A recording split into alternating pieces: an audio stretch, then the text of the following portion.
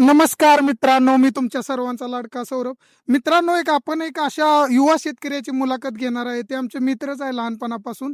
ते शेती का करतात त्याविषयी आपण त्यांची पूर्ण अशी मुलाखत घेऊया. शेती त्यांना परवडते का? हा एक उच्च शिक्षित असा तरुण आहे. माझ्या बरोबर आहेत करवडी गावचे सुपुत्र ऋतिक पिसाल. ऋतिक दादा, मला सांगा तुमचं शिक्षण काय झाले आणि पूर्ण असं तुम्ही शेती कधीपासून करता, पूर्ण असं मला सांगा. माझे नाव ऋतिक पिसाळ करवडी. माझे शिक्षण MCA झालेलं आहे. मी आता एक 10 वर्ष झाले शेती करत आहे. 10वी शिक्षण झाल्यापासून मी शेती करत आहे. ओके. आणि आता तुम्ही शेतामध्ये काय लावलंय शेतामध्ये आता इथे आला आहे.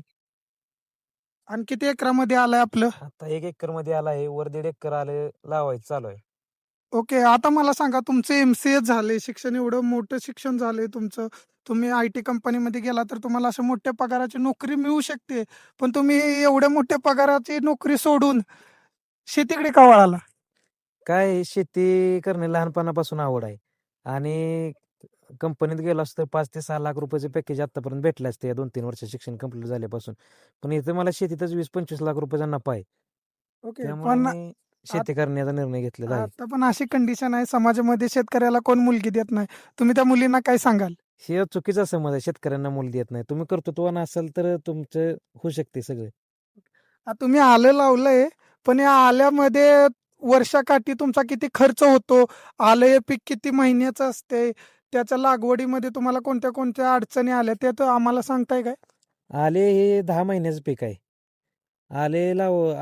लागणे शक्यतो अक्षय तृतीयेला करतात. आता आम्ही लावून 10 दिवस झालेला आहे आले. आल्याचं दरवर्षी दर असतो. काही 1-2 वर्षी नुकसान बी झाले. एखाद्या वर्षी फायदा होतो.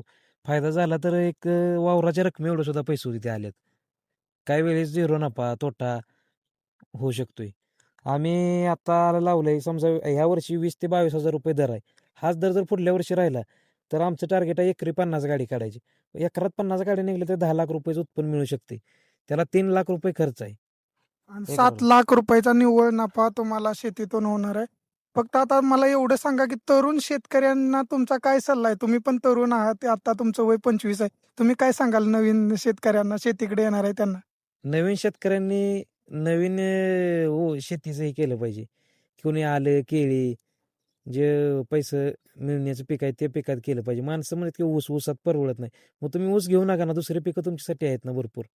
ओके. आता ऊस बघितलं तर 2 वर्षाचं पीक आहे. मार्केटिंग स्ट्रॅटेजी काय आहे, की बाबांनो तुम्ही आलं करताय, मार्केटमध्ये भाव किती मिळेल, तुम्हाला पेमेंटचं कसं होईल, तुम्ही तुमचा हा माल एवढा निघणारा कसा घालवता आणि पेमेंटची प्रोसेस कशी असते ते पण सांगा आम्हाला. पेमेंटची प्रोसेस काय व्यापारी आहेत की तुमचं वजन केलं की लगेच पेमेंट देतात. काय आपल्या विश्वासातलं व्यापारी असते की 2-3 दिवसानं, 1-4 दिवसानं, लईतले 5 दिवसानं पेमेंट जमा होते. म्हणजे आम्ही शेती करतोय तेव्हापासून तर आमची कधी अशी फसवणूक झाली नाही. आता गेल्या 2 वर्षात इथे केळी होती. 2 वर्ष केळी एक्सपोर्ट केली. गौरी शंकर व्यापारी आहेत कासेगावचे, त्यांनी इराणला गेली होती केळी. पण काय प्रॉब्लेम नाही पेमेंटचा कधी. लगेच पेमेंट, पेमेंट. बांधावर लगेच पेमेंट बांधावर. शेतकऱ्याला. नमस्कार मित्रांनो. आता आपण बघितलं, आपल्या मित्राची मुलाखत घेतल्या. शेती खरंच फायदेशीर ठरू शकते, पण ते जर डोक्याने केली तर ते खरं फायदेशीर ठरणार आहे. आपल्या मित्राच्या बोलण्यातून आपल्याला समजले. चला मग आपल्या येणाऱ्या व्हिडिओमध्ये आपण पूर्ण अशी त्याच्या शेतीविषयी माहिती घेऊया.